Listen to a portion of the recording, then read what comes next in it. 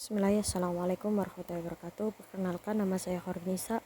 Di sini saya akan menjelaskan tentang pengelolaan nilai tukar dan aliran modal asing. Langsung saja, teori dan kebijakan moneter dalam ekonomi terbuka memiliki dua dimensi yang sangat berbeda dengan ekonomi tertutup. Pertama, yakni adanya pengaruh lalu lintas devisa dari aktivitas perdagangan dan investasi internasional yang nampak pada neraca pembayaran lalu lintas tersebut akan mempengaruhi jumlah uang beredar kemudian ditransmisikan pada variabel moneter. Adanya pengaruh nilai tukar baik karena faktor luar negeri maupun faktor domestik terhadap harga relatif barang dan aset finansial sehingga mempengaruhi keputusan pelaku ekonomi. The Impossible Trinity. Teori ini menunjukkan bahwa stabilitas nilai tukar, kebebasan mobilitas luar negeri, dan otonomi kebijakan moneter untuk tujuan stabilitas harga domestik merupakan tiga tujuan yang sulit dicapai sekaligus dalam perekonomian terbuka. Hanya ada dua pilihan yang dapat diwujudkan.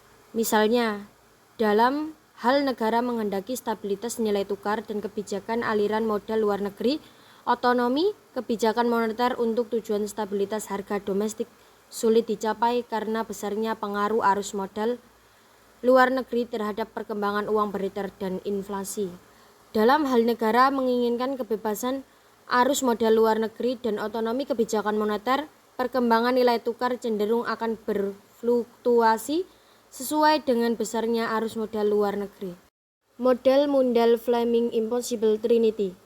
Yang pertama yakni model Mundell-Fleming menggunakan pendekatan ISLM untuk ekonomi tertutup dan menambahkan hubungan ekonomi terbuka dengan teori PPP dan UIRP.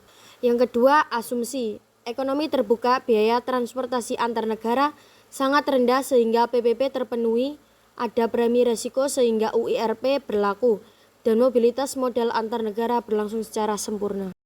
Pengelolaan aliran modal asing, perpindahan modal atau dana dari suatu wilayah negara ke wilayah negara lain untuk bertujuan investasi, baik dalam bentuk portofolio, investasi langsung, maupun pinjaman.